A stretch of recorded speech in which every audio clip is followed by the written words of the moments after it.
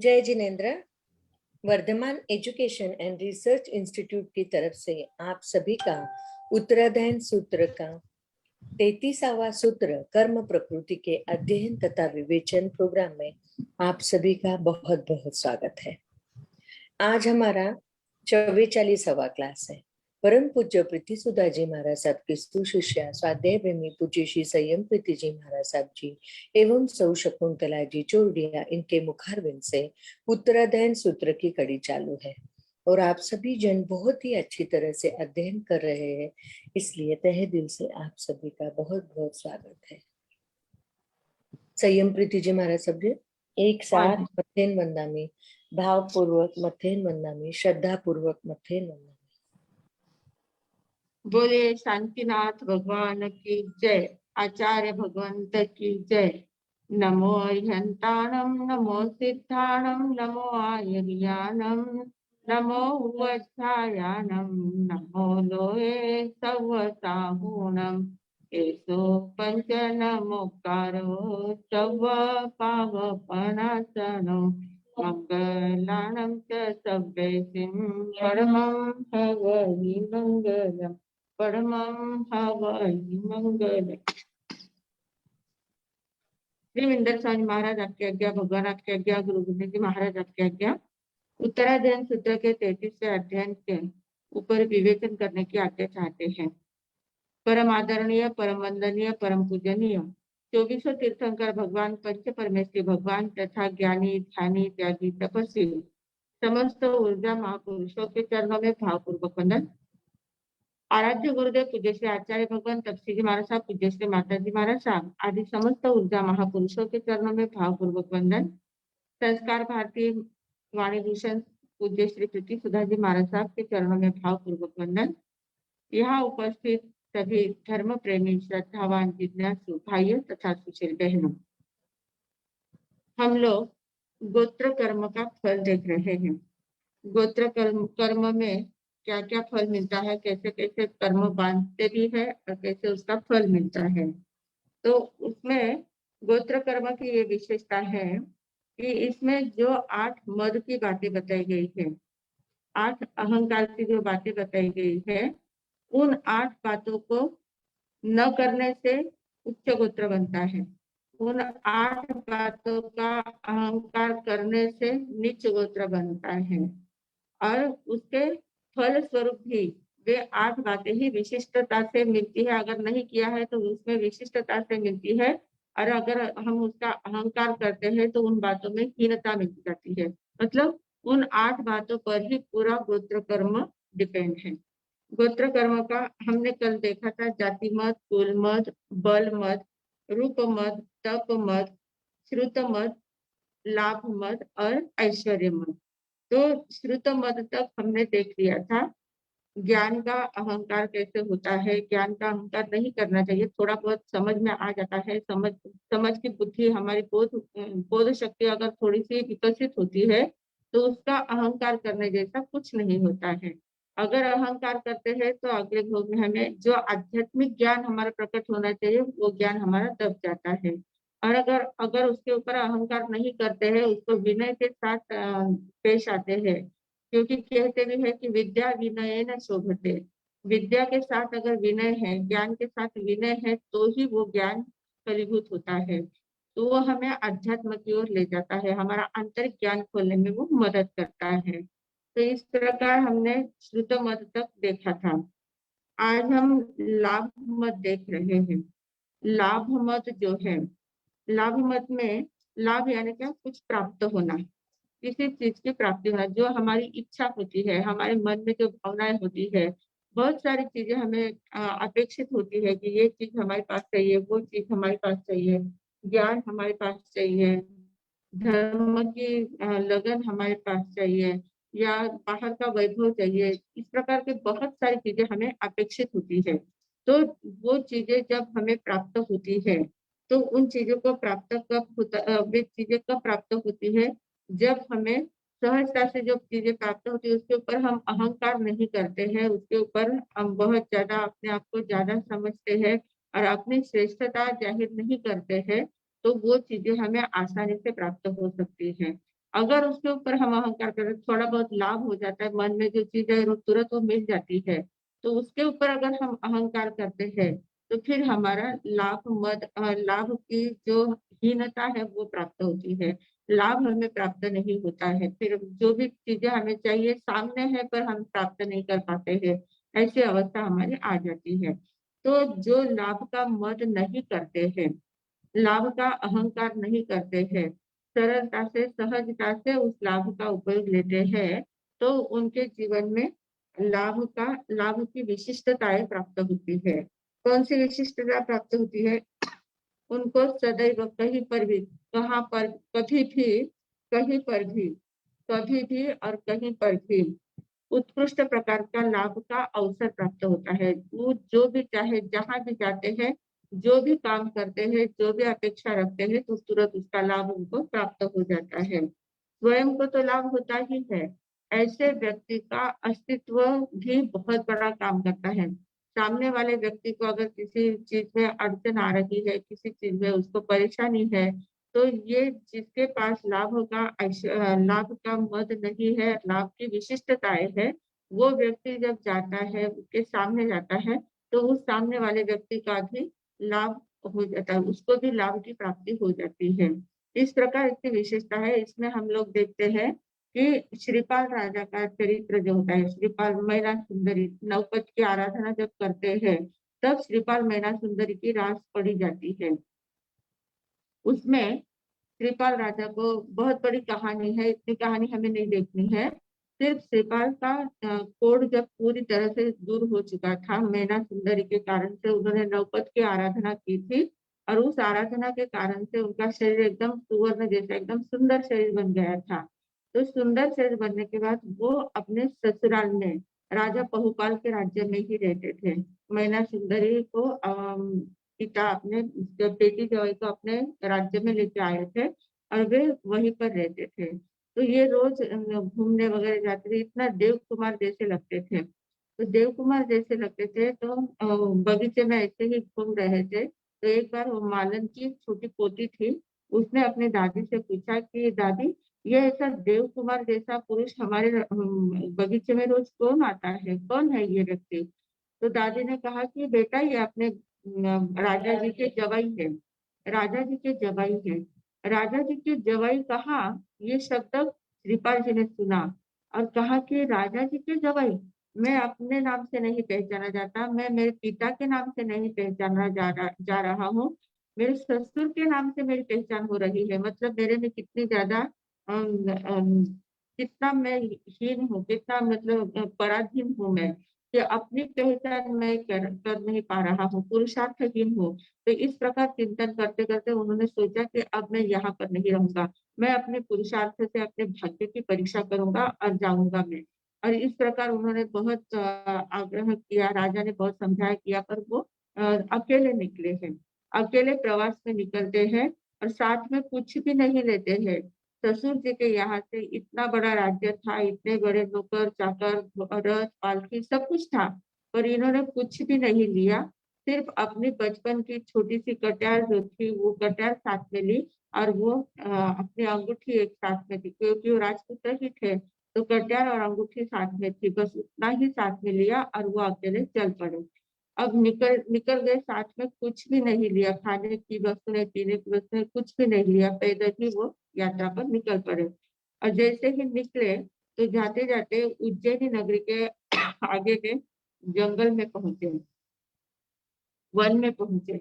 और वन में जाने के बाद उन्होंने देखा कि वहां पर एक सिद्ध पुरुष है, कोई साधक है, और वो किसी चीज की सिद्धि प्राप्त करना चाह रहा है। तो उनके पास जाके उन्होंने देखा और उनको पूछा कि भैया आप क्या कर रहे हो? तो वो जो सिद्ध पुरुष जो थे, तो उन्होंने देखा कि अरे कोई देव पुरुष जैसा व्यक्ति हमारे सामने आया है, और ये व्यक्ति कुछ प्रभावशाली मालूम पड़ रहा है। तो उसको इतनी खुशी हो गई, उन्होंने कहा आओ आओ बैठो। फिर कहा कि आप क्या कर रहे हो? तो कहा कि देखो, मेरे गुरु ने मुझे सुवर्ण बनाने की विधि बताई थी कि सुवर्ण कैसे बनाया जाता है, सोना कैसे बनाया बनाया जाता है। तो उसकी मैंने विधि पूरी तरह से मेरे पास लिखी हुई है, पूरा मैंने कितनी बार प्रयास भी किया हुआ था, पहले बराबर प्रयोग भी किया था। पर अब मैं वापस वो सोना बना रहा हूँ, तो सब कुछ हो रहा है, सब कुछ बराबर हो रहा है, विधि भी मैं बराबर कर रहा हूँ। पर सोने का जो गोला तैयार होना चाहिए, वो गोला तैयार नहीं हो रहा है, उसका ऐसा रस तैयार हो रहा है। सोने का रस तैयार हो रहा है, गोला तैयार नहीं हो रहा है। हमारे यहाँ भारत में ऐसे बहुत प्रकार की सिद्धियाँ, बहुत प्रकार की विद्याएँ उपस्थित थी। बहुत इतने बड़े ऋषि-मुनि होके गए हैं, बहुत बड़े-बड़े ऋषि-मुनि होके गए हैं। उन्होंने अलग-अलग प्रकार की विद्याओं को इजाद किया है। तो ऐसी अनेक प्रकार की विद्याएँ हैं, जिससे सोना भी बनाया जाता है। तो सोना बनाना ये भी एक बहुत बड़ी विद्या थी। रावण के पास भी ये विद्या थी, इसलिए उन्होंने पूरी लंका सोने की बनाई हुई थी। सोना बनाने की विद्या थी उनके पास, इसलिए वो सोना बनाते थे। सोना बनाना मतलब उसमें कुछ मरक्यूरी होता है, पारा होता है ना, पारा होता है, गंधक होता है, ऐसे कुछ 4-5 चीज़ें होती हैं, उनको इकट्ठा करके उसका कुछ प्रयोग किया जाता है और उससे सुवर्ण बनता है। तो ये जो साधक था, ये साधक भी पूरी तरह से व्यवस्थित रूप से विधि पूर्ण अपना प्रयोग कर रहे थे, पर उनका सोना तैयार नहीं हो रहा था। तो श्रीपाल जी को उन्होंने कहा कि भैया देखो मैं इतना कर रहा हूँ, पर ये मेरा सोना क्यों नहीं बन रहा है, मुझे समझ में नहीं आ रहा है। श्रीपाल जी ने कहा कि ठीक है, मैं यहाँ बैठा हूँ, मैं अपने इष्ट का स्मरण करता हूँ, आप अपना काम करो। तो श्रीपाल जी वहाँ बैठ गए और अपने नवपत जी की आराधना वे करने लगे, नवपत फेरने लगे। साधना उनकी इतनी सिद्ध हो गए थे, नवपत उनको बहुत ज़्यादा सिद्ध हो गए थे। तो जैसे वो नवपत फेरने बैठ गए और वो व्यक्ति वापस पूरा प्रयोग वापस शुरू से कर रहा था और जैसे ही प्रयोग उसका पूरा हुआ कि देखा तो एकदम सोने का गोला तैयार हो गया। एकदम सोने का गोला तैयार हो गया और एकदम ज़ोर से उसने चिल्लाकर कहा कि अरे हो गया, मेरा काम हो गया, सोना तैयार हो गया। और उन्होंने कहा कि श्रीपाल जी को इतने ज़्यादा उनको नमस्कार करने लगा और कहा कि तुम बहुत बड़े सिद्ध पुरुष हो, योगी हो और तुम्हारे कारण से मेरी विद्या सिद्ध हो रही है। तो इतनी खुशी उनको हो गई। अब श्रीपाल जी ने कहा कि मैंने तो कुछ किया नहीं है, मैं तो सिर्फ मेरे मंत्र का जप कर रहा था और मैं अपनी साधना कर रहा था, बाकी मैंने तो कुछ नहीं किया है। और कहा कि आपकी उपस्थिति के कारण से मुझे इतना बड़ा लाभ हुआ है। तो ये जो लाभ मुझे हुआ है, इसमें से आपको मैं कुछ भेंट करना चाहता हूँ। अब पहली ही बार वो निकले ही है, पहला ही दिन था उनका। अपने अकेले निकले हैं प्रवास में और पहला ही दिन था, पहले ही दिन उनको तुरंत सामने ऐसे सुवर्ण सिद्धि वाला व्यक्ति मिल गया और इतना सारा बोला इन्होंने बहुत मना किया कि नहीं मुझे नहीं चाहिए, वो आपकी सिद्धि का है, आपके आपने प्रयोग किया, आपको प्राप्त हुआ है, मुझे नहीं चाहिए। पर फिर भी इन्होंने कहा कि नहीं आपकी उपस्थिति के कारण से मेरी विद्या सिद्ध हुई है, इसलिए आपको भेंट स्वरूप लेना ही पड़ेगा। तो इतना बड़ा सोने का गोला उनको भेंट दे दिया। ये होता है लाभ, लाभ की प्राप्ति। वैसे ही वो आगे चले, आगे गए तो दूसरे थोड़े से जंगल में और आगे बढ़े, तो वहाँ देखा तो वहाँ एक दूसरे ही साधक और अपनी विद्या को सिद्ध कर रहे थे। अपना प्रयोग बहुत सारे जंगलों में बहुत सारे ऋषि-मुनि ऐसे होते हैं, साधक होते हैं, या अलग-अलग प्रकार की विद्याओं को सिद्ध करने का काम करते हैं, प्रयोग करते रहते हैं। तो वो दूसरे साधक भी अपनी विद्याओं को सिद्ध कर रहे थे। तो श्रीपाल जी वहाँ पर भी रास्ते में ही थे, तो वो वहाँ पर भी रुके। उन्होंने देखा कि आप क्या कर रहे हो? तो उन्होंने कहा कि मैं अपनी विद्याओं को सिद्ध कर रहा हूँ, विद्याओं को सिद्ध कर रहा हूँ, पर मेरी विद्या सिद्ध नहीं हो पा रही है। गुरु ने मुझे विद्या तो बराबर दिया था, मंत्र बराबर दिया था, पर मैं जाप कर रहा हूँ, पर मेरा कहाँ गलत हो रहा है पता नहीं, मेरी विद्या सिद्ध नहीं हो रही है। तो श्रीपाल जी ने कहा कि ठीक है, आप अपना जाप करो, मैं भी अपना जाप करता हूँ, आपको देखो अगर हो गया तो बहुत अच्छी बात है। तो श्रीपाल जी वहाँ बैठे और वापस अपने नवपत जी की साधना करने लग गए और उनकी ऊर्जा वलय एक होता है, जो सिद्ध पुरुष होते हैं, जो साधक होते हैं, उनका एक अपना वलय तैयार हो जाता है, आभा मंडल तैयार हो जाता है और उससे वो ऊर्जा बाहर प्रसारित होती जाती है, वो ऊर्जा काम करती है वहाँ पर। तो वो साधक भी अपनी विद्या को सिद्ध कर रहे थे और श्रीपाल जी अपना जाप कर रहे थे। तो श्रीपाल श्रीपाल जी की ऊर्जा वहां तक पहुंची और उसकी भी सिद्धि उसको प्राप्त हो गई। उसकी भी विद्या सिद्ध हो गई। एकदम से वो भी चिल्लाकर जोर से हर्षित होकर कहने लगा कि अरे मुझे सिद्ध हो गई, विद्या सिद्ध हो गई। तो श्रीपाल जी ने कहा कि बहुत बढ़िया बढ़िया बात है, आपको प्राप्ति हो गई, विद्या की प्राप्ति हो गई, बहुत अच्छा हुआ। तो उस साधक ने कहा कि मैं आपको ऐसे नहीं जाने दूंगा, आपके कारण से मुझे विद्या सिद्ध हुई है, तो मैं आपको भी 2 प्रकार की विद्याएं देना देना चाहता हूँ। तो बोला कि मुझे कोई विद्या की जरूरत नहीं है, मैं तो अपना भाग्य को आजमाने के लिए जा रहा हूँ, मैं अपनी पक्के की परीक्षा लेने जा रहा हूँ, मुझे कोई विद्या नहीं चाहिए। तो कहा कि नहीं, आपके कारण से मुझे विद्या सिद्ध हुई है, तो आपको 2 प्रकार की विद्या मैं देना चाहता हूँ। तो कहा कि ठीक है, कौन सी विद्या देना चाहते हैं? तो कहा कि एक है जलतरिणी विद्या। जलतरिणी विद्या यानी आपको कहीं सागर में भी डाल दिया किसी ने, कितने भी बड़े गहरे पानी में डाल दिया, तो भी आप तुरंत बराबर तैर कर बाहर आ सकते हो, आपको पानी डुबो नहीं सकेगा। ये जलतरिणी विद्या होती है। और दूसरी थी शस्त्र परिहरिणी। शस्त्र परिहरिणी यानी क्या, कि कितने भी लोगों ने आपके ऊपर शस्त्रों का प्रयोग किया है, कितने भी बाण चला है, तीर चला है, तलवार चलाई है, कुछ भी प्रयोग किया है शस्त्र का, तो भी आपके शरीर तक वो शस्त्र नहीं पहुंचेगा, आपको शस्त्र का कोई भी तकलीफ नहीं होगी, आपके शरीर तक वो शस्त्र पहुंच नहीं पाएगा। तो इस प्रकार ये 2 विद्याएं मैं आपको देना चाहता हूँ। तो वो दोनों प्रकार की विद्याएं उनको दे दी। मतलब उसका कितना लाभ हो गया है, जिसके लाभ अंतराय टूटी हुई होती है और उच्च गोत्र का बंध हुआ होता है। लाभ की विशेषता, जिन्होंने पहले बहुत लाभ हुआ था, उसका कभी अभिमान नहीं किया था, कभी अहंकार नहीं किया था, तो उनको ऐसे पद पद पर ऐसे लाभ होते जाते हैं। तो इस प्रकार ये लाभ मद जब हम नहीं करते हैं, तो उसके कारण से इतने प्रकार के लाभ हमें मिलते जाते हैं। कहीं भी चलते चलते जो भी मन में बात आती है, सामने कुछ होता है, तुरंत हमें उसकी प्राप्ति हो जाती है, तुरंत हमारे मन जैसा हो जाता है, हमें तुरंत लाभ होता जाता है। तो ये लाभ मद का कारण होता है। मतलब 8वां जो लाभ मद है, तो वो लाभ न करने मद न करने के कारण से इस प्रकार का लाभ होता जाता है। ये भौतिक लाभ है, ऐसा आंतरिक लाभ भी बहुत प्रकार से मिलता जाता है, आध्यात्मिक लाभ भी हमें इसमें से मिलता जाता है। ये आगे है 8वां ऐश्वर्य मद। ऐश्वर्य मद यानी क्या? ऐश्वर्य का अर्थ क्या होता है? ऐश्वर्य 2 प्रकार का होता है। एक भौतिक ऐश्वर्य होता है, एक आध्यात्मिक ऐश्वर्य होता है। बाहर की जाहो जलाली, बाहर का पूरा वैभव, बहुत बड़े गाड़ी, बंगला, पद, प्रतिष्ठा, सब कुछ जो भी बाहर से जो जितना भी कुछ मिलता है, ये बाह्य ऐश्वर्य है। और अंतर का ऐश्वर्य कौन सा है?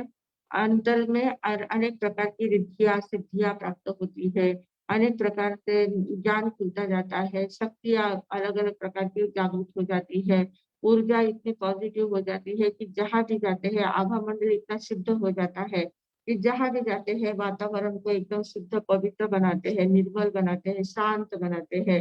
कैसा भी वातावरण हो, किसी भी क्षेत्र में चले जाएँ, कैसा भी वहाँ वातावरण हो, कितने भी लोग बैठे हो, उन लोगों में कुछ वाद-विवाद चलते हो, पर ये व्यक्ति शुद्ध आभा मंडल वाला व्यक्ति अगर वहां पहुंच जाता है, तो अपने आप सब शांत हो जाते हैं, किसी के मन में किसी प्रकार का कोई भेदभाव नहीं रहता है। हम लोग देखते हैं भगवान महावीर का भगवान जब तीर्थंकर भगवान जो भी होते हैं, तो उनका समोच्चरण होता है, उनका जब अस्तित्व होता है, वे जहाँ भी विचरण करते हैं, तो उनके विचरण के कारण से उनका जो आभा मंडल होता है इतना विस्तृत होता है कि 4-4 योजन तक, चारों ओर 4-4 योजन तक पूरा क्षेत्र जो होता है, वे जहाँ भी विराजमान है, उनके पास से पूरे परिसर में 4-4 योजन तक किसी प्रकार की महामारी नहीं रहती, रोग नहीं रहता है, अशांति नहीं रहती है, एकदम प्रसन्न वातावरण रहता है, शांत वातावरण रहता है, समृद्ध वातावरण रहता है। तो इस प्रकार ये आभा मंडल बहुत बड़ा काम करता है। तो ये आंतरिक ऐश्वर्य है। आंतरिक ऐश्वर्य आभा मंडल को बहुत बड़ा प्रसारित करता है और बाह्य ऐश्वर्य बाहर की जाहो जलाली बढ़ाता है। तो ये जो ऐश्वर्य मद है, इस ऐश्वर्य मद के कारण से मन चाहे ऐश्वर्य की प्राप्ति, मन में जो भी इच्छा हो वो सब प्राप्त हो जाता है, उसकी प्राप्ति होती है। ऐश्वर्य सभी प्रकार का ऐश्वर्य हमको मिलता जाता है और ऐसा ऐश्वर्य मिलते मिलते इसमें अष्ट प्रकार की सिद्धियां प्राप्त हो जाती है। अष्ट प्रकार की सिद्धियां भी 8 प्रकार की होती है। सिद्धि यानी क्या, कि जो कुछ ऐसी विशेषता होती है, ऐसी क्षमता हमारे अंदर प्राप्त हो जाती है कि जिसके कारण से हम चाहे जो काम कर सकते हैं। अलग अलग प्रकार के चमत्कारिक काम कार्य हमारे द्वारा होते जाते हैं, उनको सिद्धियां बोलते हैं। तो ऐसे 8 प्रकार की सिद्धियां प्राप्त हो सकती है। कौन सी 8 प्रकार की सिद्धियां हैं? अष्ट सिद्धियां नाम बहुत बार हमने सुना है। अष्ट अष्ट 8 सिद्धियां और 9 निधि, ऐसे 8 प्रकार की सिद्धियां प्राप्त होती है। तो वे 8 प्रकार की सिद्धियां जो है वो बहुत सारे शास्त्रों में आती रहती है। तो उसमें है अणिमा, महिमा, गरिमा, लघिमा, प्राप्ति, प्राकाम्य, ईशित्वम, वशित्वम, ऐसे इस प्रकार से 8 प्रकार की ये सिद्धियां होती है। तो इसमें क्या होता है, अणिमा जो सिद्धि जो प्राप्त होती है, ये अणिमा नाम की जो सिद्धि प्राप्त होती है, तो इस कारण से क्या होता है कि अपना जो शरीर है, पूरा जो इतना बड़ा शरीर होता है, इस शरीर को एकदम छोटा बनाने की सिद्धि प्राप्त हो जाती है। इतना छोटा सा शरीर बना सकते हैं, अपना ही शरीर हम इतना छोटा बना सकते हैं कि कहाँ मतलब ध्यान में भी नहीं आएगा किसी के कि कहाँ हम कहाँ खड़े हैं, कहाँ बोल रहे हैं, क्या कर रहे हैं, कुछ भी ध्यान में नहीं आता है। इतना सूक्ष्म शरीर बना सकते हैं कि जैसे दरवाजा लगाया हुआ है, दरवाजा में लॉक किया हुआ होता है, तो लॉक का जो छिद्र होता है, लॉक का छेद होता है, उस छेद में से भी अंदर प्रवेश कर सकते हैं, इतना छोटा शरीर बना सकते हैं। उसको अणिमा सिद्धि कहते हैं। अणिमा, अणिमा यानी एकदम छोटा, अणु के जैसा छोटा सा शरीर बना लेना, अपना शरीर ही एकदम छोटा सा बना लेना। ये 8 सिद्धियां जो थी, अष्ट सिद्धियां, ये हनुमान जी को प्राप्त थी। हनुमान जी, अगर आप लोगों ने किसी ने रामायण देखा होगा, तो रामायण में इनके बहुत सारे प्रयोग बताए हुए हैं। हनुमान जी जब लंका में गए थे, लंका में गए थे, और लंका में जब उनको अंदर लंका में प्रवेश करना था, तो वहां बहुत बड़े पहरेदार रहते थे, इधर से उधर से इधर घूमते थे, तो उनके सामने से उनको जाना था। तो उन्होंने अपना इतना छोटा शरीर बना लिया था कि वो पहरेदार सामने सीधा चलता था, उसको मालूम भी नहीं कि नीचे से कौन जा रहा है। इतना छोटा शरीर बना लिया था और आराम से वो अंदर चले गए थे। तो इस प्रकार अणिमा शक्ति होती है। तो अणिमा ये शक्ति ऐसी ही होती है कि शरीर छोटा से छोटा इतना सूक्ष्म करने की क्षमता प्राप्त हो जाती है, उसको कहते हैं अणिमा शक्ति। दूसरी होती है महिमा। महिमा शक्ति जो होती है वो अलग अलग प्रकार के चमत्कार दिखाती है, अलग अलग प्रकार के चमत्कार बताने की क्षमता आती है। महिमा कुछ विशेषता, महानता कुछ बताने की क्षमता उसमें आ जाती है। विविध चमत्कार, जैसे हनुमान जी के ही हमने बहुत सारे चमत्कार देखे हैं। वो उनके पूंछ को उन्होंने ये जला लिया था और पूरे लंका को जलाने का काम कर दिया था। तो ये इस प्रकार के विविध प्रकार के चमत्कार उनमें प्राप्त थे। तो ये अलग अलग प्रकार के चमत्कार करने की क्षमता उनमें आ जाती है, उसको महिमा शक्ति कहते हैं, महिमा रिद्धि कहते हैं, सिद्धि कहते हैं। तो ये इस प्रकार की दूसरी महिमा सिद्धि प्राप्त हो जाती है। तीसरी है गरिमा। गरिमा जो सिद्धि है वो अणिमा से विरुद्ध है। अणिमा एकदम सूक्ष्म शरीर, छोटा सा शरीर बनाता है। गरिमा जो होता है ये एकदम विराट स्वरूप बना सकता है, बहुत बड़ा शरीर बना सकते हैं, और इतना भारी वजनदार शरीर बना सकते हैं कि कोई उसके पैर को भी नहीं हिला सकता। पैर को कितना भी ताकतवर व्यक्ति हो, उसको पैर को भी नहीं हिला सकेगा, इतनी ज्यादा ताकत उसमें उनमें आ जाती है। ऐसा जबरदस्त शरीर बन जाता है। रामायण में ही वो कौन से, नहीं वो नहीं, वो कोई 2 भाई थे ना वे, तो वो रावण के दरबार में गए थे और उन्होंने अपना पैर ऐसा जमा दिया था कि उनका पैर हिलाने की ताकत किसी में भी नहीं थी, कोई भी उनका पैर नहीं हिला सका, रावण स्वयं भी नहीं हिला सका, इतनी ज्यादा उनकी शक्ति थी। ऐसा वजनदार शरीर बन जाता है। तो ये ताकत होती है गरिमा में। गरिमा यानी, और हमने देखा था पहले अपने संतों में भी देखा था, विष्णु कुमार का वर्णन हमने सुना था, इतना विराट स्वरूप उन्होंने प्राप्त कर लिया था, इतना विराट रूप उन्होंने ले लिया था। हाँ, बाली, सुग्रीव बाली जो था, बाली ने अपना पैर ऐसा जमा लिया था, हाँ, तो वो कोई भी हिला नहीं सका था। तो इस प्रकार विष्णु कुमार ने भी अपना इतना विराट स्वरूप प्राप्त कर लिया था कि वो नमुची को उन्होंने 3 पैर रखने की जगह मांगी थी, तो पूरा अठाई द्वीप का पूरा क्षेत्र उन्होंने अपने एक पैर में ही पूरा कर लिया, समा लिया था। तो इस प्रकार इतना विराट स्वरूप प्राप्त कर सकते हैं, ऐसी गरिमा की शक्ति होती है। और हनुमान जी का भी बहुत बार देखता है, वो देखते देखते इतना विराट रूप ले लेते थे, इतना बड़ा रूप ले लेते थे कि सामने वाले को एकदम छोटे छोटे सब छोटे छोटे उनके सामने दिखते थे और सभी को फटाफट वो हरा सकते थे। तो इस प्रकार ये शक्तियां होती है। तो ये अंतर की ये सिद्धियां होती है। इन सिद्धियों को प्राप्त किया जा सकता है। ऐश्वर्य मद अगर हम नहीं करते हैं, हमारे पास सभी प्रकार की जाहू जलाली है, बहुत प्रकार के सभी प्रकार की सुख सुविधा उपलब्ध है, आंतरिक कुछ शक्तियां भी प्राप्त है, उसके ऊपर अगर हमने अहंकार नहीं किया और किसी दूसरे को हमने, हाँ, अंगद ने अपने पैर जमाए थे, बराबर है, अंगद ने जमाया था, बराबर है। तो तो इस प्रकार की ये सिद्धियां अलग अलग प्रकार की प्राप्त होती है। तो ये गरिमा यानी वजनदार और विराट स्वरूप प्राप्त हो जाता है। ऐसा ये ऐसे बनाने की, ऐसा शरीर बनाने की क्षमता अंदर प्राप्त हो जाती है, उसको बोलते हैं गरिमा सिद्धि। फिर है लघिमा। लघिमा यानी क्या? एकदम इससे विपरीत होती है। लघिमा यानी छोटा तो है पर छोटा नहीं होता है, पर एकदम वजन हल्का होता है, शरीर का वजन एकदम लाइट वेट, एकदम कम वजनदार होता है। गरिमा में एकदम वजनदार होता है, भारी भरकम होता है। और लघिमा में एकदम हल्का शरीर बन जाता है, इतना हल्का कि आकाश में भी उड़ सकते हैं, हवा में भी उड़ सकते हैं, पक्षी के जैसे हम उड़ सकते हैं, इतना ज्यादा हल्का शरीर हमारा बन जाता है। हनुमान जी ने भी ऐसा हल्का शरीर बनाया था, वाटिका, अशोक वाटिका में वो गए थे सीता माई को मिलने के लिए, तो वो ऐसा एकदम हल्का शरीर बनाकर उनके ऊपर, पेड़ के ऊपर बैठ गए थे और सभी वातावरण को देख रहे थे कि कौन आता है, कौन जाता है, क्या करते हैं, सीता माई क्या करती है, सब कुछ देखना था उनको। तो वो एकदम अपना शरीर इतना हल्का बना लिया और उनके ऊपर, पेड़ के ऊपर जाके बैठ गए।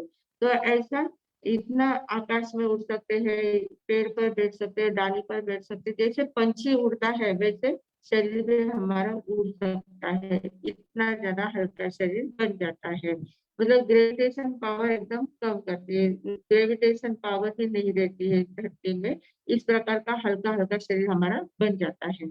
तो वो लघिमा शक्ति होती है। लघिमा सिद्धि जब प्राप्त होती है तो इस प्रकार का शरीर हमें मिलता है। फिर आगे है प्राप्ति। पांचवी सिद्धि का नाम है प्राप्ति।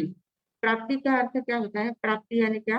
कि जो मन चाहे वस्तु है या मन चाहे व्यक्ति है, उसको अगर हमें मिलाना है, उसको अगर प्राप्त करना है, तो ये ऐसी शक्ति होती है, अंदर में ऐसी शक्ति प्राप्त हो जाती है, ऐसा कुछ मंत्र मिल जाता है कि जिसके कारण से जो वस्तु चाहे वो हमें मिल सकती है और जो व्यक्ति चाहे वो व्यक्ति भी हमें प्राप्त हो सकता है। तो ये प्राप्ति नाम की जो शक्ति होती है, वो वस्तु और व्यक्ति, चाहे मन चाहे वस्तु, मन चाहे व्यक्ति को प्राप्त करने का सामर्थ्य उसमें आ जाता है। तो इस प्रकार ये प्राप्ति नाम की पांचवी शक्ति होती है। फिर है प्राकाम्यम। छठी शक्ति है प्राकाम्यम। प्राकाम्यम शक्ति जो होती है वो क्या करती है? ये प्राप्ति में क्या होता है? मन चाहे वस्तु और व्यक्ति, स्थूल रूप में वस्तु और व्यक्ति को प्राप्त करने की शक्ति आती है उसमें। और प्राकाम्यम जो होता है, प्राकाम्यम सिद्धि जो होती है, उसमें मानसिक और आध्यात्मिक स्तर पर जो चाहे वो मिलाने की ताकत उसमें आ जाती है।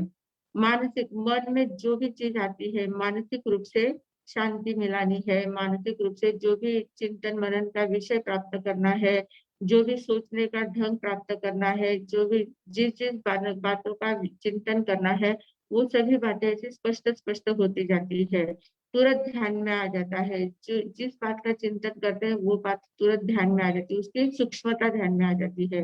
और आध्यात्मिक स्तर पर जितना अध्यात्म में उतरना चाहते हैं, जितनी गहराई से अंदर में उतरना चाहते हैं, उतनी गहराई से अंदर में उतर सकते हैं। ध्यान साधना एकदम आराम से कर सकते हैं। ध्यान में इतनी लगन लग जाती है, इतनी लय लग जाती है, एकदम मन वचन काया की स्थिरता प्राप्त हो जाती है। ऐसी शक्ति प्राकाम्यम सिद्धि में होती है। प्राकाम्यम सिद्धि अगर प्राप्त हो गई तो कितने ही महीनों तक आप ध्यान साधना में बैठ सकते हैं। एक बार बैठ गए तो कितने महीने बीत गए, कितने वर्ष भी बीत गए, तो भी हिलने डुलने का मन नहीं करेगा, इतनी ज्यादा अंतर की गहराई प्राप्त हो जाती है। ये प्राकाम्यम शक्ति होती है। बहुत से साधक ऐसे होते हैं कि वो एक बार ध्यान में बैठ गए, एक आसन लगा के बैठ गए, तो 3 घंटे, 6 घंटे, 5 घंटे एकदम आराम से बैठ सकते, इतनी सी भी हलन चलन नहीं कर पाते हैं, एकदम अंतर की गहराई में वो उतर जाते हैं। तो इस प्रकार ये प्राकाम्यम शक्ति वहां काम करती है। प्राकाम्यम शक्ति के कारण से अंत मानसिक और आध्यात्मिक दोनों स्तर पर जो चाहे वो प्राप्त करने का सामर्थ्य उसमें प्राप्त हो जाता है। जो भी सिद्धि प्राप्त करनी है, जो भी शक्ति अंतर के खोलने की इच्छा है, वो शक्ति भी खुलने के लिए तैयार हो जाती है। इस प्रकार से वातावरण तैयार हो जाता है कि अंतर की शक्तियां खुलती जाती है। तो ऐसी ये प्राकाम्यम सिद्धि होती है। आगे 7वीं है ईशित्वम। ईशित्वम शक्ति है, ईशित्वम नाम की सिद्धि है। तो ये ईशित्वम सिद्धि क्या करती है कि दूसरों के मन पर अपना प्रभुत्व जमाती है। अब जिसको ये ईशित्वम शक्ति प्राप्त है, तो ये ईशित्वम शक्ति वाला व्यक्ति क्या करता है, सामने वाला व्यक्ति है वो अगर कुछ चिंतन में, कुछ मनन में है, तो वो उसका चिंतन मनन जो चल रहा है उसका प्रभाव उसके ऊपर नहीं रहेगा। ये जो चाहेगा वो चिंतन वो करेगा। इसने अगर सोचा कि उसके मन में अभी अरिहंत का वर्णन, अरिहंत का चिंतन होना चाहिए, तो जैसे अरिहंत का चिंतन इसके मन में आए कि उसने अरिहंत के बारे में सोचना चाहिए, तो तुरंत उस व्यक्ति के मन में अरिहंत के बारे में ही विचार आने लग जाएंगे। मतलब उसके मन के ऊपर इसका प्रभाव पड़ता है, प्रभुत्व रहता है कि ये जैसा चाहे वैसा उसको सोचने के लिए मजबूर करता है, वैसा ही ये सोचने लगता है, सामने वाला व्यक्ति वैसा ही सोचने लगता है। जो भी विषय इसके मन में आता है वही व्यक्ति सामने वाला सोचता जाता है। इसको कहते हैं ईशित्वम शक्ति। ये ईशित्वम नाम की सिद्धि होती है। तो दूसरे के मन पर प्रभुत्व प्राप्त करना, जो भी चाहे वो जैसा भी हम जैसा सोचेंगे वैसा सामने वाला सोच सकता है। हमारे मन में जो विचार आता है वही सामने वाले के मन में उसी विचार के बारे में वो चिंतन करता जाएगा। इस प्रकार के मन सामने वाले के मन के ऊपर प्रभुत्व प्राप्त करने की शक्ति ईशित्वम शक्ति होती है। और आखिरी है वशित्वम। वशित्वम शक्ति जो है इसका हम लोग बहुत बार अनुभव करते जाते हैं। वशित्वम यानी क्या है, दूसरों के देह पर प्रभुत्व प्राप्त करना। मतलब हम बोलते ना कि वो उसके वश हो गया है। जैसे बेटे की शादी हो जाती है घर में, बेटे की शादी हो गई तो सासू माँ तुरंत कहने लगती है कि मेरा बेटा बहू के वश में हो गया है, वो जैसे नचाती है वैसा वो नाचता है, वो जैसा कहती है वैसा वो करता है। तो ये वशित्वम शक्ति, मतलब दूसरों को वश करना है। हम फिर जैसा चाहे वैसा सामने वाले से काम करवा सकते हैं, जो चाहे वो सामने वाला हमारी आज्ञा का पालन करता है। इतना वश हो जाता है कि उसकी सदसद विवेक बुद्धि बंद हो जाती है, उसका सोचना ही बंद हो जाता है। हम जो सोचते हैं वही वो सोचता है, हम जो कहते हैं वही वो करता है। इस प्रकार की शक्ति हमारे अंदर प्राप्त हो जाती है। तो इसके कारण से क्या होता है, बहुत बार ये जो शक्ति होती है ईशित्वम वशित्वम जो शक्ति होती है, इसका सदुपयोग भी हो सकता है, दुरुपयोग भी हो सकता है। सदुपयोग कहाँ होगा कि कोई अगर साधु संत है, प्रभावी संत है, प्रभावी साध्वी जी है, और उनके पास अगर ये शक्तियां है, ईशित्वम वशित्वम शक्ति है, तो वो पूरी सभा को बराबर अपने वश में कर सकते हैं। पूरी सभा से चाहे जितना आध्यात्मिक साधना करवा सकते हैं, चाहे जितना विश्व में जो भी अशांति फैली है, तो विश्व शांति का मंत्र देकर सभी को विश्व शांति के मंत्र में शामिल कर सकते हैं। सभी के मन में ऐसे भाव जागृत हो जाएंगे, नहीं हमारे साथ जो कह रहे हैं वही बात सत्य है, वैसा ही हमें करना है।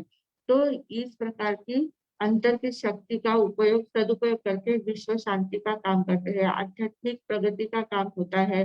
सभी लोग इतने ज्यादा आध्यात्मिक हो जाते हैं, इतने ज्यादा जैसा कहेंगे वैसा ही वो करने के लिए तैयार हो जाते हैं। बहुत लोगों के पास ये शक्ति होती है। वशित्वम शक्ति और ईशित्वम शक्ति बहुत लोगों के पास होती है।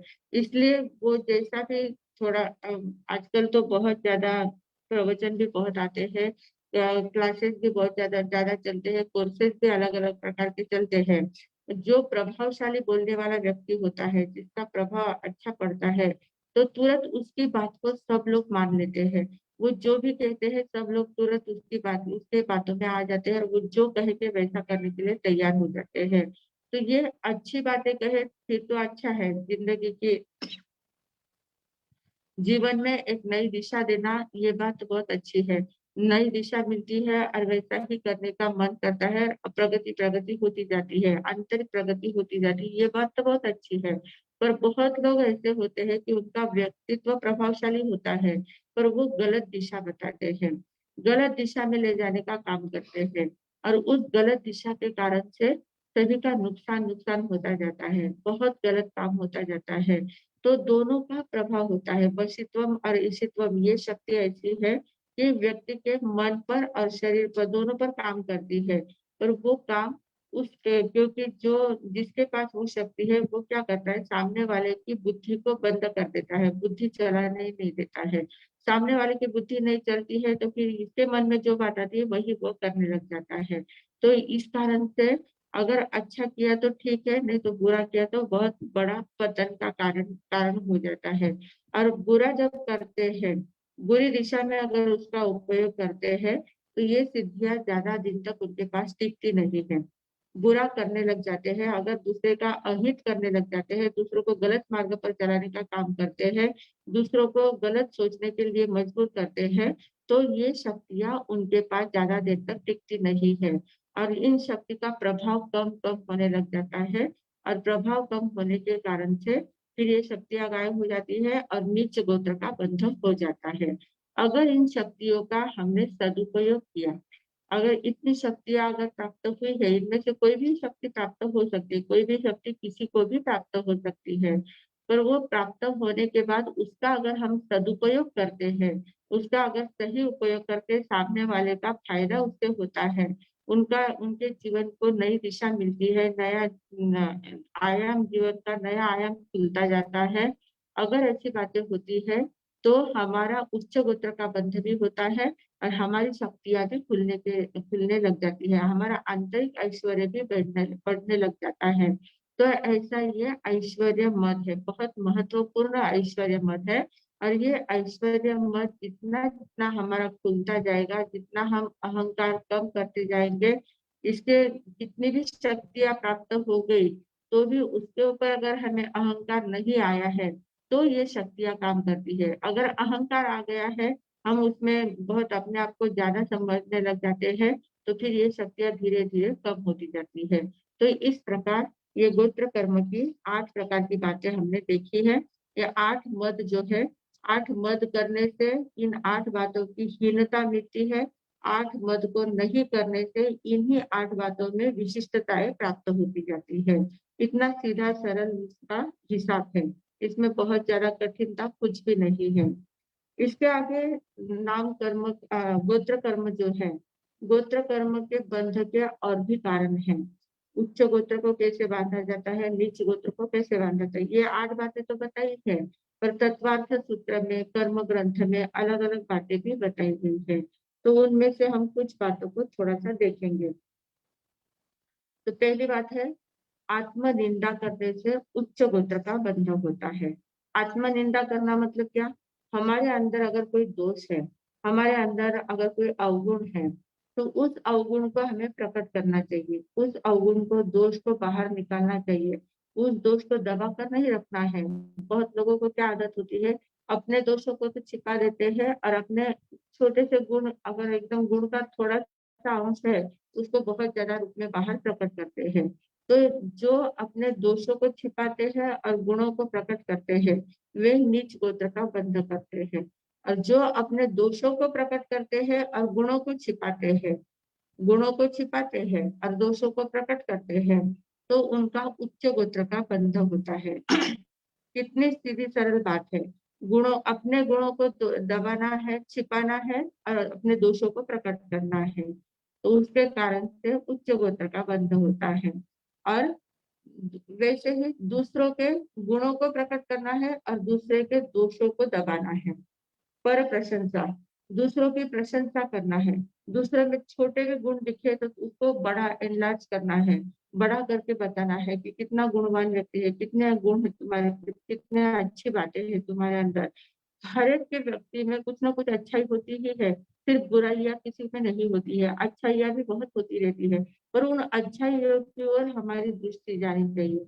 अगर हम दूसरों की अच्छाइयाँ देखते हैं और बुराइयों को छिपाते हैं, बुराइयों की ओर नजरअंदाज करते हैं और अच्छाइयाँ देखते जाते हैं, उनका गुणानुराग करते जाते हैं, गुण दृष्टि हमारी बन जाती है, तो उसके कारण से हमारा उच्च गोत्र का बंध होता है, हमारे आंतरिक ऐश्वर्य की प्राप्ति होती है, आंतरिक लाभ की प्राप्ति होती है, आंतरिक गुण हमारे मिलते जाते हैं।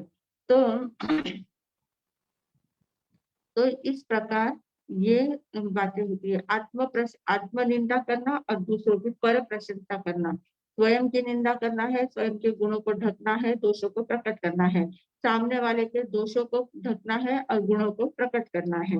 अगर ऐसी बातें करते हैं तो इसके कारण से हमारे उच्च गोत्र का बंध होता है। तीसरी बात है नम्र वृत्ति। सभी का विनय करना है, सभी की नम्रता करनी, नम्रता से पेश आना सभी के साथ। अरिहंत है, सिद्ध है, आचार्य है, उपाध्याय है, साधु है, गुरु बुद्धि जी है, साधु साध्वी जी है, माता पिता है, घर में बुजुर्ग है, दादा दादी है, चाचा चाची है, कोई भी घर में जितने भी हमसे बुजुर्ग है, बड़े हैं, जो जो भी है उनके सामने नम्रता से पेश आना है। सबका विनय करना, सबकी नम्रता करना, किसी का भी अविनय नहीं करना, उद्धटता से किसी के सामने पेश नहीं आना है। सबकी अगर नम्रता से विनय विनय विवेक से हम सबके साथ बातचीत करते हैं, सबका काम करते हैं, सबकी सेवा करते हैं, तो हमारा उच्च गोत्र का बंधन होता है। अगर किसी का भी अविनय करते हैं, बहुत लोगों को आदत होते हैं, घर में जो बड़े बुजुर्ग होते हैं उनका एकदम अविनय करते हैं, उनकी बात नहीं मानते हैं, वो जो भी कहते हैं बेटा बेटा करते रहते हैं और ये एकदम उनको जोर से बोल देते हैं कि चुप बैठो, हमें अभी टाइम नहीं है, हम नहीं आते हैं, और एकदम से उनकी उपेक्षा करते हैं, उनको चिल्लाकर उनको शांत करने का प्रयास करते हैं। ऐसे अगर घर में ऐसे लोगों से पेश आते हैं और बाहर में जाकर जो बड़े लोग होते हैं, जो अपने ऑफिसर्स वगैरह होते हैं, जो अपने बॉस वगैरह होते हैं, उनके आगे तो बहुत हाजी हाजी करते हैं, उनके आगे नम्र रहते हैं, तो उनके सामने नम्र रहना, घर वालों के सामने एकदम उद्धटता से व्यवहार करना, तो ऐसा करने से नीच गोत्र का बंध होता है। सामने जो बॉस है, जो भी व्यक्ति बड़े व्यक्ति है, हमारे जो भी मालिक है, उनके सामने भी नम्र रहना है, पर उनके सामने हम डर के वश नम्र रहते हैं, डर कर नम्र, क्योंकि उनके साथ अगर हमने उद्धताई से व्यवहार किया तो हमको वो निकाल देंगे, हमको जॉब नहीं देंगे, हमारा नुकसान हो जाएगा, तो इस दृष्टि से उनकी नम्रता करते हैं, तो वैसी नम्रता कुछ काम की नहीं है। नम्रता गुण अंदर से ही हमारा प्रकट होना चाहिए, हमारा किसी उसके पीछे हमारा कोई भी लाभ ना हो, किसी प्रकार की कोई अपेक्षा नहीं है, निरपेक्ष नम्रता हमारे जीवन से बहनी चाहिए। अगर निरपेक्ष नम्रता का व्यवहार हम करते जाते हैं तो हमारा उच्च गोत्र का बंध होता है। फिर सदैव ज्ञान की आराधना करनी है। जहाँ पर भी कहीं पर भी आध्यात्मिक साधना कर जो भी शास्त्र पढ़ने को मिलता है, जो भी बातें नई नई बातें सीखने को मिलती है, जिसके कारण से हमारे आंतरिक ज्ञान खुलने के लिए मदद होती है, आंतरिक समझ बढ़ती जाती है, ऐसी बातें जहाँ जहाँ भी हमें मिलती जाती है, उन बातों को ग्रहण करने का प्रयास करना है, उन बातों की उपेक्षा नहीं करना है। क्या ये रोज रोज का चलता रहता है? क्या इतना सुनना है? क्या इतना सुनने के बाद दिमाग में तो कुछ रहता नहीं है? बिना काम 1 घंटे तक बड़बड़ बड़बड़ सुनते जाओ, कुछ फायदा नहीं होता है। इस प्रकार की उपेक्षा अगर करते हैं तो नीच गोत्र का बंध, क्योंकि अनादर करते हैं, ज्ञान का अनादर होता है, साधु साध्वी का या बोलने वाले का अनादर नहीं होता है, ज्ञान का अनादर होता है। जो ज्ञान की बातें हमें मिलने वाली थी, जिस ज्ञान के कारण से हमारा क्षयक्षम बढ़ने वाला था, हमारा ज्ञान खुलने वाला था, वो ज्ञान वहां पर ढक जाता है, तो ज्ञान तो ढक जाता है और साथ में ही नीच गोत्र का बंध भी होता जाता है। तो जहां जहां पर भी आध्यात्मिक ग्रंथों का अध्ययन अध्यापन का जहां भी अवसर आए, तो वो अध्यापन अध्ययन स्वयं भी करना है और उसको भी कराना है। किसी को पढ़ाना भी है और स्वयं पढ़ना भी है, किसी को समझाना भी है और स्वयं समझना भी है। तो इन बातों को जब हम ध्यान पूर्वक करते जाते हैं तो निश्चित रूप से हमारा उच्च गोत्र का बंध होता है।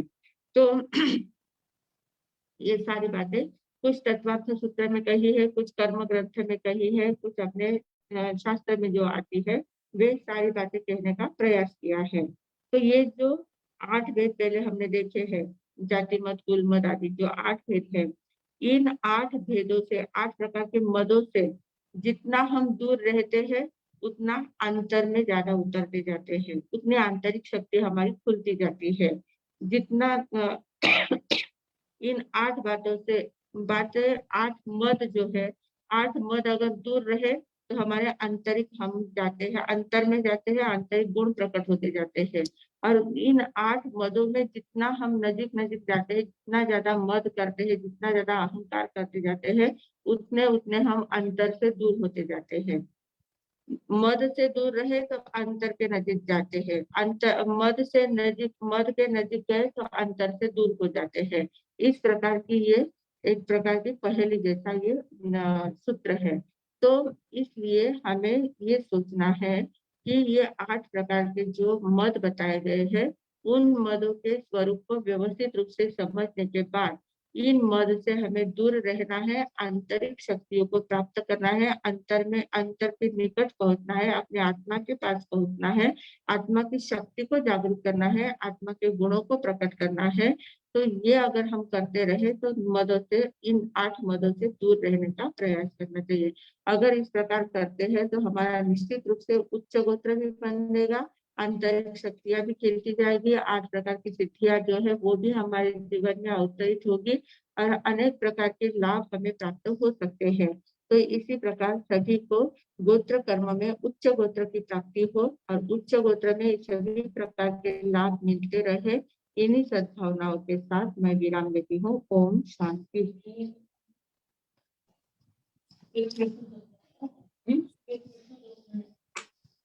नहीं,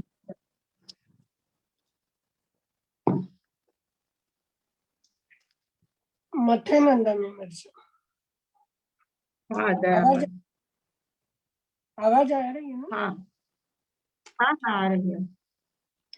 सभी जिज्ञासु साधक अभ्यासकों को भावपूर्वक नमस्कार। कर्म प्रकृति, कर्म सिद्धांत और कर्म की लीला सुनते सुनते कई बातों का ज्ञान हमें आज हो गया। कर्म सिद्धांत समझाते समय महाराज साहब ने बहुत सारी बातें हमें सिखाई है।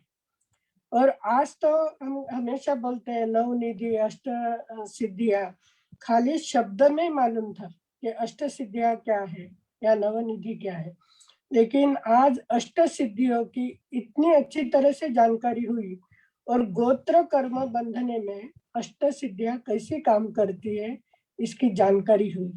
ये जानने के बाद निश्चय में सभी के मन में अष्ट सिद्धि के प्रति भाव तो जागृत हो गए और मन में ये भी भाव आ गए कि बस ऐश्वर्य मत से दूर रहेंगे तो हमारे जीवन में भी इस तरह की सिद्धियां खुलती रहेगी। अभी गोत्र कर्म की विशेषता तो यही है कि 8 अहंकार की जो बातें हैं उससे दूर जाओगे तो कुछ पाओगे और उसके नजदीक गए तो बहुत कुछ खो दोगे। खोजना, खोना और पाना, ये 2 बातें हमारे सामने आज प्रस्तुत की गई है। अभी कर्म बंद होता है, 8 बातें करने से नीच कर्म का बंद होता है, 8 बातों से दूर रहने से उच्च कर्म का बंद होता है। ये सारा 8 का खेल आज हमने देखा। अभी इसके साथ आज 8 सिद्धियां देख रहे कि सिद्धियां कैसे है कि अभी जो हमने देखा है जाति मत, कुल मत, रूप मत, तप मत, बल मत वगैरह और लाभ मत के बारे में भी पहले हमने सुना कि लाभ मत से दूर रहने के कारण मनुष्य के व्यक्तित्व का कितना असर होता है, व्यक्तित्व के अस्तित्व का कितना असर होता है। श्रीपाल जी के बारे में हमने देखा, कुछ नहीं करते थे लेकिन ऊर्जा का आभामंडल इतना पावरफुल था कि जो कुछ सामने वाला कुछ कर रहा है तो उसमें उसकी सिद्धि प्राप्त करने में ये सहायक बन रहे थे, कुछ न करते हुए भी, कि उस लाभ की प्राप्ति का इतनी ऊर्जा उन्होंने, लाभ का इतना अस्तित्व उनको प्राप्त हो गया था कि ऐसे व्यक्ति जहां भी जाते हैं हर जगह उनका आदर सत्कार ही होता है, उनके शब्दों में वो ताकत होती है कि सामने वाले पर उनका प्रभाव कैसा पड़ता है। अभी ये लाभ की बातें देखते हैं कि ऐश्वर्य भी दो प्रकार, अभी लास्ट वाला था लाभ, तो अगर कल 6 मत देखे थे, लाभ मत की भी थोड़ी जानकारी ली थी, लेकिन कुछ बातें आज हमारे सामने और विश्लेषण करके बता दी। अभी लास्ट वाला है ऐश्वर्य मत। ऐश्वर्य मत भी दो प्रकार का है, एक आध्यात्मिक और एक भौतिक। भौतिक जाहो जलाई समृद्धि ये तो सारा मिलता है, ऐश्वर्यवान, वैभव, श्रीमंत, प्रतिष्ठित, ये शब्द हमारे मुंह से निकलते रहते हैं। अभी सामने वाले की जाहो जलाली देखने के बाद ये शब्द निकलते हैं, लेकिन जो सही में जाहो जलाली जिसने प्राप्त कर लिए, अगर उसने विचार किया है कि मेरे पूर्व जन्म के पुण्य के कारण ये सारा कुछ मिला है, लेकिन किसी किसी को उसमें अहंकार हो जाता है, अरे किसी के पास हो नहीं वो मेरे पास है, अगर ऐसे भाव आए गए तो वहां पर नीच गोत्र कर्म का बंध होना शुरू हो जाता है। अभी इस ऐश्वर्य का आंतरिक ऐश्वर्य अगर प्राप्त हो जाता है तो अभी हमने देखा था कि उनकी क्या होती है, ऊर्जा पावरफुल होती है। कौन से भी क्षेत्र में कहा भी गए तो उनके शुभ ऊर्जा मंडल के कारण से जो बिगड़ी हुई बातें हैं वो अपने आप सुलझ जाती है। तो कहते हैं अरे वो आए तो ऐसा हो गया। तो ये जब शब्द मुंह से निकलते हैं तो किसके कारण कि इन्होंने ऐश्वर्य प्राप्त होने के बाद भी ऐश्वर्य का मद नहीं किया था, इसलिए उच्च गोत्र का बंध हुआ और सारी सिद्धियां उन्हें प्राप्त हो गई। अभी आज तक अष्ट सिद्धियां हमने सुनी थी, लेकिन आज इसका अर्थ समझा है अनिमा। अनिमा यानी क्या? अनिमा सिद्धि अपने बड़े शरीर को छोटा बना सकती है, सूक्ष्म बना सकती है, और ये सारा हमें रामायण महाभारत में सारी बातें देखने मिली थी। लेकिन हम सोचते थे वैक्रय शरीर है, वैक्रय शक्ति है, वैक्रय शक्ति के कारण कैसा भी रूप बना सकते हैं, लेकिन आज पता चला कि उनके पास इसी प्रकार की सिद्धियां थी कि सिद्धियों के कारण अपना शरीर सूक्ष्म भी बना सकते हैं। अभी और सूक्ष्म शरीर बनाकर जो भी इच्छित हो प्राप्त कर सकते हैं अनिमा सिद्धि के कारण। अभी जो महिमा सिद्धि है तो अलग अलग प्रकार, अनिमा फिर महिमा, अलग अलग प्रकार की चमत्कार बताने की क्षमता उनमें आ जाती है। और ये सारे चमत्कार भी हमने प्रत्यक्ष देखे या नहीं देखे, लेकिन रामायण महाभारत में काफी हमें देखने मिला है। तो महिमा जो सिद्धि है उसके अलग अलग प्रकार के चमत्कार बताने की शक्तियां आ जाती है। फिर गरिमा, गरिमा है तो शरीर का विराट स्वरूप बनाती है, भारी भक्कम वजन बना सकते हैं, यानी जहां पर जैसा चाहे वैसा रूप बनाने की शक्तियां इस सिद्धियों के कारण आती हैं। और लघिमा कि शरीर का वजन इतना हल्का बना देते हैं कि पंछियों जैसे वो उड़ फिर भी सकते हैं। अभी उसके आगे है प्राप्त शक्ति, जो मन चाहे वस्तु, मन चाहे व्यक्ति अपने कोई भी मंत्र के द्वारा वो प्राप्त कर सकते हैं। यानी अनिमा का अभी सभी ने ध्यान में रखना है कि अनिमा से क्या कर सकते हैं, छोटा शरीर बना सकते हैं, महिमा से बड़े का अलग अलग प्रकार के चमत्कार कर सकते हैं, फिर गरिमा से विराट स्वरूप प्राप्त कर सकते हैं, लघिमा से हल्का शरीर बना सकते हैं। और प्राप्ति एक शक्ति से क्या होता है कि चाहे जो वस्तु, चाहे जो व्यक्ति, चाहे जो आपके मन में जो भी चाह निर्माण हो गई वो प्राप्त करने की शक्ति प्राप्ति सिद्धि से अभी प्राप्त होती है। फिर है प्राकाम्यम की शक्ति, मानसिक रूप से शांति मिलना, चिंतन मनन करना। अगर हम चाहते हैं कि हमें शांति मिलनी है, चाहे जितना चिंतन मनन करना है, ध्यान में रमना है, तो किसके कारण से होगा? प्राकाम्यम शक्ति के कारण, कि आध्यात्मिक गहराई से अंतर में उतर जाती है और मन वचन काया कितने भी दिन तक साधना में बैठ सकते हैं। जब वाल्मीकि ऋषि का भी हम वाल्मीकि ऋषि का हम वर्णन सुनते हैं कि कई सालों तक राम राम राम करते करते कई सालों तक बैठ गए। पहले ऐसा लगता था कुछ चमत्कार होगा, लेकिन अभी मालूम हुआ है कि ये सिद्धियों के कारण ऐसी शक्तियां प्राप्त हो सकती है। फिर है ईशित्वम सिद्धि, दूसरे के मन पर अपना प्रभाव डालना। अपने मन में इससे सामने वालों से हमें कुछ काम करवाना है, हमारे मन में जो चाह होती है वो उसके से हम बराबर करवा सकते हैं। यानी दूसरों के मन पर प्रभाव डालकर अपने मन में जो इच्छा है वो उससे पूरी करवाते हैं, ये ईशित्व में। और वशीत्व तो देखा है कि जिस पर वश करना है कि सामने वालों का सोचना ही बंद हो जाता है, जैसा आप चाहते हैं वैसा ही वो क्रिया करता है। आप जो भी कहते हैं वो करने में तत्पर हो जाता है। लेकिन इसका अगर सदुपयोग किया, वशीत्व का सदुपयोग किया, तो पूरी सभा आध्यात्मिक बना सकते हैं, हर एक के मन में धर्म की जागरण कर सकते हैं। ये तो बहुत बड़ी साधना है। अगर वशीत्व शक्ति आ गई तो आज जो इतना अनाचार भ्रष्टाचार ये सारा बढ़ रहा है, अगर किसके पास ऐसी शक्ति आ गई तो सच में सभी का क्या हो जाएगा, मन का परिवर्तन हो जाएगा। ऐसी हमारे शास्त्र में अनेक पहले ऋषि मुनि जो होते हैं इतनी तपस्या करते थे, इतनी साधना करते थे और साधना कर करके विशिष्ट विद्याएं प्राप्त करते थे। और उस विशिष्ट विद्याओं में ही ये 8 सिद्धि का आज हमने वर्णन सुना और सुनने के बाद मन में सही में विचार आया कि सभी जिसको जो भी प्राप्त हुआ है, संदेश तो एक ही जा रहा है हमें कि अहंकार से अगर दूर रहे तो आपकी सिद्धि का आपको जो प्राप्त हुआ है वो उसके कारण अगले जन्म में भी उच्च गोत्र का ही बंध होगा। अगर इन सिद्धियों का दुरुपयोग कर लिया तो नीचे गोत्र बंधन में देर नहीं लगेगी। देखो मनुष्य जन्म में इतना बड़ा साधन हमें मिला है कि जो चाहे वो प्राप्त कर सकते हैं। तो जो चाहे वो प्राप्त करने के लिए सारे इन 8 मदों से दूर रहना है। अगर इस 8 मदों से दूर रहे तो उच्च गोत्र का बंध जरूर होगा। लेकिन इस 8 मद के नजदीक गए, अहंकार में अगर डूब गए तो नीच गोत्र प्राप्त होने में देर लगेगी नहीं। तो जब हम सुन रहे हैं, चिंतन कर रहे हैं, इस पर अभ्यास कर रहे हैं, तो अभ्यास करते करते हमारे जीवन में परिवर्तन आएगा ही। और आज से हमारे मन में यही कि जो कुछ मिला है, कुर्बानी के रूप मिला है, ऐश्वर्य मिला है, तप की साधना, तप की शक्ति मिली, सारी बातें पूर्व जन्म के कुछ अच्छे कर्म करके आए उसके कारण से मिला हुआ है।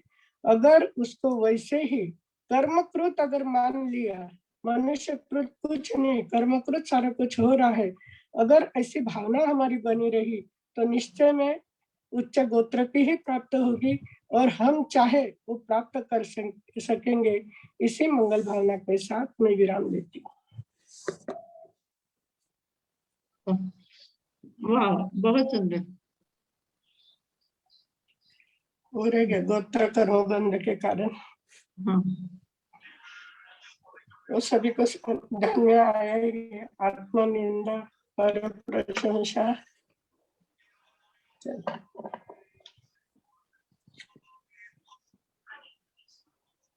200 समर्थ।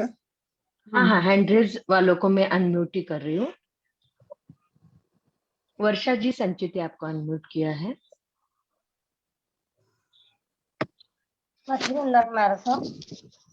सुखसाता है हमारा हाँ, सब ऐसा एकाशना का हाँ, पहचान किया था। हाँ। ओम शांती शांती शांती. उभयश्री एकास्मारा एकटा कुप्राण देवसाती रत्नाचे वैरापस्थान अनंतना भोगनम सहस्रागरणम सौ समाकीवत्ती आगरणम उत्तिरे उत्तिरे. आता है हमारा सब। हाँ, जय। हाँ. और कौन? चंचल जी कोठारी, इनको भी अनम्यूट किया है। हाँ, मथे नोंदणी मार्सक મને કઈ हाँ, प्रश्न है फक्त हाँ. असं होतं की आज मानो BA for सेमिनार होतो आणि उस सेमिनार में हाँ, MIDT रा क्वालिटी इन्शुरन्स रा डायरेक्टर आया था रमाकांत कपले म्हणून. आणि आज कर्म हाँ. विषय नवीन होतो, कर्म विषय सुन्न होतो. जिको आज माणूस शिकणार हुयो आम्ही सगळ्यांनी कर्मबद्दल बोलयो आणि प्रत्येकाने थानो उल्लेख करियो की मा यानामुळे कर्म सिद्धांत गणू चोको के सक्या तर वो म्हणजे सगळ्याने की सगळ्याजण सुनो घणो उपयोग हुए इरो आणि मानस शिरका स्टुडंट ने तो घणोच उपयोग हुयो आज मारो साहब थैंक यू सच में मैं भी यही शेयर करने वाली थी चंचल आंटी आपने आपने भी बोला सच में बहुत अच्छा लगा ऐसा सच कुछ में नहीं पर है, बहुत किताबों में सब कुछ है पर वो हमारे पढ़ने में नहीं आता है, कभी कभी बोला हुआ जल्दी ध्यान में आ जाता है, इतनी बात है, बाकी कुछ नहीं है। हम पढ़ाई नहीं से पर वही फायदा हो पढ़ना ऐसा कुछ और सुनना इसमें बहुत फर्क है सुनने नहीं और वो आपका कैसे थे प्रयत्न है, आप ध्यान से सुनते हो, ध्यान में लेते हो, इसलिए ध्यान में आता है, इसलिए ज्ञान बढ़ता है। आपकी क्षमता है वो, मेरा कुछ नहीं है इसमें। पढ़ना सुनना अलग है और आपका समझाने का तरीका अलग है, इसलिए सारी बातें सभी के समझ में आ रही है। नहीं, ऐसा कुछ नहीं है। आज के जो हमारे जज थे Ramakant Kaple sir, doctor Ramakant Kaple sir, इन्होंने वेद, ऋग्वेद, भगवत गीता इनके ऊपर बहुत पढ़ाई की हुई है। बाकी वो अच्छा। यूजीसी के सभी रूल्स उनको पता है और अपना जो कोर्स चालू करने में सबसे बड़ा हाथ हाँ। हमारे कपले सर का ही था, क्योंकि अच्छा। जब हम गए थे MIT में तो सबसे पहले हमारा इंट्रोडक्शन कपले सर जी के साथ किया था मंगेश सर ने, और उन्होंने कहा था कि अगर इन्होंने जैसा आपको सिलेबस बनाने को और कैसे यूजीसी के रूल्स वैसा बना के दिया तो ही आपका कोर्स चालू होगा। और हमारे पास बहुत कम टाइम था, पर कम टाइम में हमारे कपले सर ने हमें बहुत गाइड किया और उन्होंने बहुत ही अच्छे से हमें हमारा कोर्स, उनका एक ही क्वेश्चन था कि क्यों नहीं होगा, होगा ही, मतलब हो बराबर। क्यों नहीं सकता है।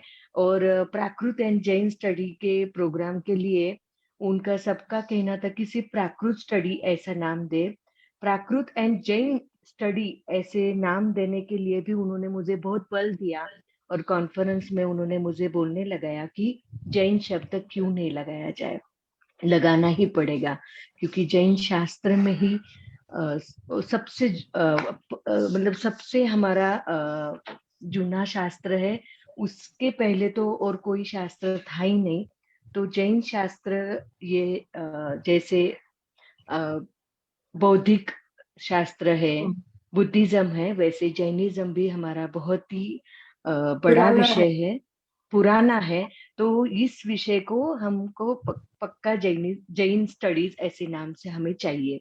तो इसके लिए भी कॉन्फ्रेंस में उन्होंने मेरे साथ बहुत साथ दी थी। तो ऐसे कपले सर हमको आज जज बोल के आए थे और उन्होंने इतना हमारे सभी स्टूडेंट का कौतुक किया, और हमारे सौ शकुंतला जी चोरडिया जो प्रोफेसर है उनका भी उन्होंने इतना अच्छे से मेरे को मैसेज आया है की मी वेद वाचलं, मी भगवद्गीता वाचली, परंतु आज मी जो 1.5-2 तासाचा कर्म सिद्धांत हा विषय जैनिझमचा वाचला, मला माहिती नाहीये की उत्तराधायन सूत्रात काय लिहिलेलं आहे, पण मला एवढं नक्की कळालं आहे की कर्म सिद्धांत हा विषय महावीर भगवाननी जो उत्तराधायन सूत्र लिहिलेला आहे आणि त्याचा जो तुम्ही अभ्यास करत आहात तो खरंच या प्रकृतीला एकदम लागू पडत आहे, प्रत्येक गोष्टीला लागू पडत आहे, आणि तुमचा जो सूक्ष्म अभ्यास आहे तो मी आजपर्यंत कधीही बघितला नव्हता।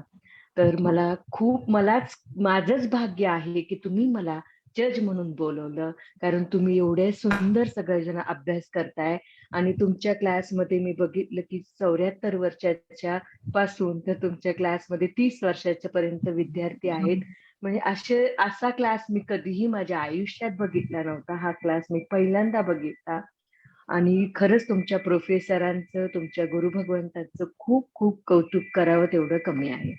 तो इतना उन्होंने हमारा ये किया कि हमें इतना अच्छा लग रहा है कि वो जज बहुत बन के अच्छा। आए, और कोई नॉन हाँ, जैन जब इतना कौतुक करता है तो बहुत ही अच्छा लगता है। सही बात है, तो बहुत बढ़िया, बहुत और बढ़िया। कर्म सिद्धांत उनके लिए है कि 6 महीने पहले उनके वाइफ की डेथ हो गई, वो स्कूटर पर जा रहे थे, घर के नजदीक पहुंचे और पता नहीं कैसे पीछे से ट्रक आई और ट्रक ने उड़ा दिया और वाइफ की ऑन द स्पॉट डेथ हो गई। वो देखने के बाद वो इतने घायल हो गए, मन से घायल हो गए कि ऐसा कैसा होता है। और उनको लगता था कि मेरे कारण ही ये एक्सीडेंट हुआ और मेरे कारण ही मेरे वाइफ की डेथ हुई। वो उनके दिमाग से नहीं जाता था कि वो स्वयं को दोषी मान रहे थे। और इतना उनको धक्का बैठा, इतने बोलने वाले, इतने प्रभावी, इतने विद्वान, फिर भी उनकी वाचा बंद हो गई। 1 महीने तक वो एक वर्ड भी नहीं बोल पा रहे थे। फिर मधुबाला जी, अर्चना जी, ये सारे लोगों ने बहुत सारे प्रयत्न करे, काफी डॉक्टर के पास उनका इलाज भी चल रहा है और भाग्य से उनकी वाचा वापस आई है। तो आज उनके सामने कर्म सिद्धांत ही विषय था कि कर्म के कारण कैसे कैसे मनुष्यकृत कुछ नहीं है, कर्म के कारण जो क्यों कैसे घटता है वो उन्होंने अच्छी तरह से उनको पहले प्रस्तावना में सारा बताया कि कर्म कैसे होते हैं। तो वो सुनकर उनके मन में कि कर्म सिद्धांत, जैन कर्म सिद्धांत कितना अच्छा और कितना प्रभावी है, यह जानने के बाद उनको सही में बहुत खुशी हुई। और सारे हमारे जो स्टूडेंट है, विद्यार्थी है, उन्होंने इतना अच्छा प्रस्तुतिकरण दिया कि वो सुनकर थक हो गए। तो जो अर्चना बोलती है हाँ, कि उन्होंने कहा कि ऐसा क्लास मैंने पहले देखा, तो सही में उनके लिए तो पहला ही था। सही बात है। आपके स्टूडेंट्स लोगों ने बहुत सुंदर प्रस्तुति दी, ये बात महत्वपूर्ण है। सभी लोग इतना अच्छे से पढ़ते हैं, प्रस्तुति दे रहे हैं, ये बहुत बड़ी बात है। नहीं तो पढ़ते बहुत लोग हैं पर प्रस्तुति नहीं देना आता है सबको। तो आपने ये बहुत अच्छा काम करवा रहे हैं। आपके कॉलेज में जो भी एडमिशन लेता है वो इस बात में बहुत माहिर हो जाता है और उसके कारण से बराबर पढ़ाई में डेप्थ आती है। पढ़ाई में एकदम अच्छी गहराई से पढ़ाई हो सकती है क्योंकि इतना ध्यानपूर्वक आप लोग सुनते हो और डेप्थफुल अभ्यास करते हो। इसके कारण से उसका इतना फायदा भी होता है। इसलिए आपका भी बहुत बहुत आभार है मार साहब, इतनी अच्छी जानकारी देते कि हमें उपयोग हो गया है उसका। वो तो ठीक है पर आप ग्रहण बहुत अच्छा करते हो ना, इसलिए होता है, ये बड़ी बात है। थैंक यू सुषमा आंटी, आपने बहुत सही कहा है। और आशा आंटी ने कहा है कि इतना सूक्ष्म स्टडी दुनिया में किसी धर्म का नहीं है। प्राउड टू बी नहीं, जैन। ऐसा कुछ नहीं है। दुनिया की बात मत करो, दुनिया में बहुत कराने वाले हैं। अपना तो इतना सा काम चल रहा है, बहुत कराने वाले, इतने सूक्ष्मता से और भी बहुत सुंदर पढ़ाने वाले हैं। अपना कुछ नहीं है, इतना सा है, उसमें आप इतना मत बढ़ाओ। तो आपको अगर इस ऐसे हमारे सेमिनार और इसमें अगर रुचि रहेगी तो प्लीज आप BA MA के लिए एडमिशन लीजिए। और ऐसे डीप स्टडी में आप अपना मन लगाएंगे तो आपके 2 साल कैसे निकल जाएंगे MA के और 3 साल BA के कैसे निकल जाएंगे। चंचल आंटी जैसे भी हमारे स्टूडेंट इतना एज में भी इतना स्टडी बिना देखे पूरा उन्होंने सेमिनार कहा। ऐसे हमारे सभी विद्यार्थी सच में बहुत ही बढ़िया कर रहे हैं। आप सभी से रिक्वेस्ट है कि आप किसी को भी एडमिशन लेना रहेगा तो जरूर जरूर कांटेक्ट करें। आशा आंटी कुछ कह रहे हैं क्या? 1 साल में कराओ? नहीं नहीं, 1 साल का नहीं है। कॉलेज के हिसाब से ही होगा, कॉलेज की डिग्री मिलेगी ना। सुषमा आंटी बोल रहे हैं कि आपका मार्गदर्शन हमें मिल रहा है, यही बहुत है। धन्यवाद आपको भी सुषमा आंटी। चलेगा, तो चलो, कल ठीक हम है। मिलेंगे बराबर रात को 9 बजे। नहीं, कल नहीं, कल क्लास कल नहीं है। शायद नहीं होगा। कल क्लास नहीं है, कल क्लास नहीं है। हम सोमवार को रात को 9 बजे मिलेंगे। कल पक्की आ, है। हाँ, हाँ, कल कल पक्की है। मार साहब अब मार सोमवार से हमारा अंतराय कर्म शुरू होगा। अच्छा, अंतराय कर्म में एक दिन की अंतराय आ गई है। अंतराय कर्म ने कल से शुरुआती अंतराय कर्म की अच्छी हुई। हाँ, सोमवार से अंतराय कर्म। मार साहब दर हाँ, पक्कीने आदिनाथ सोसायटी में 5 सामायिक करा, द्विपक्षीने. हाँ गई, अरे वाह, आणि बरी बहुत मजा अच्छा। यावे. मंगल पाठ रही गई है। हाँ जी, हाँ जी। ओम शांति शांति शांति। पचकान लेने हैं तो हाथ जोड़ ले तेरे। उपेय सूर्य नवकारशी कोरशी दीड कोरशी आपापल्या धारणाप्रमाणे उपयुक्त पचकान आसनम पाणम खायमम खायमम अनर्थना भगन सहसागरण सवसमाही वत्यागरण होसिरे होसिरे होसिरे। उपवास के पचकान। ओम शांति शांति शांति। गुरुदेव की आज्ञा से, माताजी माता की आज्ञा से, शासन की शक्ति से, सद्गुरुनाथ की कृपा से उभय सूर्य उपवासम पचखे दिवसना तीजा रातना चौहरा पचकान असनम मणथना भोगनम सहस्त्रागरणम सव समाही वत्यागरणम ओसिरे ओसिरे ओसिरे। उपवास करने वालों को धन्यवाद, पक्षी का उपवास करने वाले को धन्यवाद। ओम शांति शांति शांति। गुरुदेव की आज्ञा से चत्तारी मंगलम अरिहंता मंगलम सिद्धा मंगलम साहु मंगलम केवली पंडितो धम्मो मंगलम। चत्तारी लघुत्तमा अरिहंता लघुत्तमा सिद्धा लघुत्तमा साहु लघुत्तमा केवली पंडितो। चत्तारी शरणम पवज्जामि अरिहंते शरणम पवज्जामि सिद्धे शरणम पवज्जामि साहु शरणम पवज्जामि केवली पंडितम धम्मम शरणम पवज्जामि। चार मंगल, चार उत्तम, चार शरणा, दुख हरना, सुख करना और शरणा कोई, जो भवि प्राणी आदरे तो अक्षय अमर पद। बोले भगवान महावीर स्वामी की जय। आचार्य भगवंत की जय। पूज्य श्री माता जी महाराज साहब की जय। संस्कार भारती वाणी भूषण पूज्य श्री प्रीति सुधा जी महाराज साहब की जय। सब साधु संतन की जय। आज के आनंद की जय। कर्मों की उद्दीपना करने का मार्ग दिखाने वाले, कर्म की लीला सिखाने वाले परम पूज्य संयम प्रीति जी महाराज साहब जी को बहुत बहुत धन्यवाद। आभार आभार आभार। अब हम मिलेंगे सोमवार रात 9 बजे। सभी ने याद रखना है कि कल के दिन सिर्फ अंतराय कर्म आने की वजह से अंतराय कर्म चालू नहीं हो रहा है, तो सोमवार को बराबर रात को 9 बजे हम अंतराय कर्म लेके आ रहे हैं। बहुत बहुत धन्यवाद।